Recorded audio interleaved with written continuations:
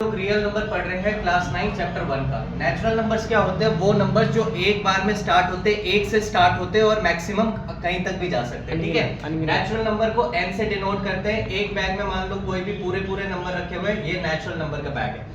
इसके बाद whole number पे आते हैं। होल नंबर को w से डिनोट करते हैं। होल को w से क्यों? क्योंकि इसमें होल आ गया। होल क्या आ गया? होल में ये जीरो जो होता है ये ऐड हो जाता है।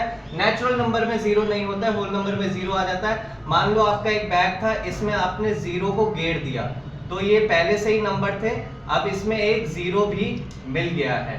ठीक है, तो ये हो गया होल नंबर।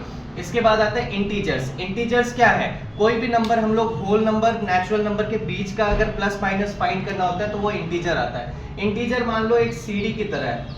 क्या है? सीडी की तरह। हाँ, अगर ये जीरो है, ये 1 जा रहा है, ये 2 जा रहा है, तो ये -1 जाएगा, ये -2 जाएगा। इसके बारे में आपने 7th क्लास में पढ़ा है फर्स्ट चैप्टर में। अच्छा, इसको Z से डिनोट करते हैं। Z से क्यों डिनोट करते हैं? क्योंकि ये Z जो है ये जर्मन वर्ड है, ज़ेलेन। कौन सा वर्ड है? ज़ेलेन। इसका मतलब ये होता है मीन्स टू काउंट, यानी काउंट करना, कैलकुलेट करना। ठीक है, इसके बाद आते हैं रैशनल नंबर पे। रैशनल नंबर जो वो होते हैं जिसको हम लोग P and Q के फॉर्म में लिख सकते हैं। कोई भी ऐसा नंबर जिसको आप बटे में लिख सकते हो। सिंपल भाषा में क्या बोलते हैं? बटे में, फ्रैक्शन में लिख सकते हो। जैसे 2/3 हो गया, 4/5 हो गया। ठीक है, ये सारे नंबर्स हो गए।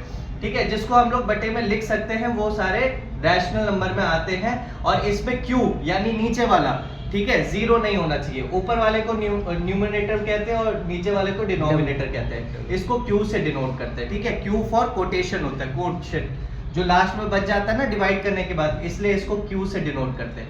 इरैशनल नंबर वो होते हैं जिसको P और Q के फॉर्म में नहीं लिख सकते, यानी बटे में लिखना मुश्किल है, नहीं लिख सकते, तो इसको डिनोट करते हैं S से। ठीक है, अब इसके बाद आता है डेसिमल केस। डेसिमल में 2 केस होते हैं। पहला केस होता है कि आप डिवाइड करो और नंबर पॉइंट के बाद आंसर आ जाए, वहां खत्म हो जाए।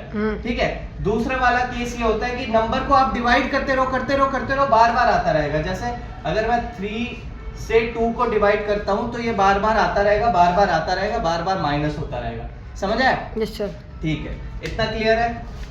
ठीक है, देखो यहाँ हमें पूछा है कि 1 और 2 के बीच के रैशनल नंबर फाइंड करो। क्या पूछा है? 1 और 2 के रैशनल नंबर। रैशनल नंबर से हमारे दिमाग में एक ही बात आती है, P और Q के फॉर्म में लिखा जाना चाहिए और Q इक्वल टू 0 नहीं होगा। Q इक्वल टू 0 नहीं होगा। तो P and Q के फॉर्म में लिखने के लिए 1 और 2 को मैंने ऐसे किया है। 1 के नीचे क्या हो सकता है? जिसके नीचे कुछ नहीं होता है उसके नीचे 1 होता है, और 2 के नीचे भी 1 ले लूंगा, तो 1/1 ले लिया। अब इसको 10 से मल्टीप्लाई क्यों किया? क्योंकि 10 नंबर हमें बीच के मिल जाएंगे, या 5 से मल्टीप्लाई करोगे तो 5 नंबर बीच के मिल जाएंगे। मेन मुद्दा ये होता है कोई भी नंबर का नीचे वाला नंबर सेम होना चाहिए। समझ आया?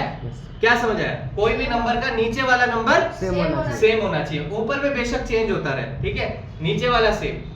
तो यहाँ पे नीचे में भी 10 लिया है, यहाँ भी 10 लिया है, तो नीचे का सेम हो गया। ऊपर का नंबर है, ऊपर का नंबर चेंज हो रहा है, इसको 10 से मल्टीप्लाई किया, 10 आया, नीचे वाले को 10 से 2 20 आ गया, यहाँ 1 से 10 आ गया।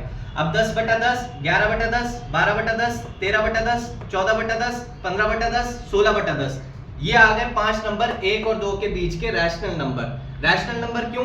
ये तो नेचुरल नंबर है, ठीक है, लेकिन इनको P/Q के फॉर्म में लिखा गया है। किस फॉर्म में लिखा गया है? P/Q के फॉर्म। ऊपर वाला P और नीचे वाला Q।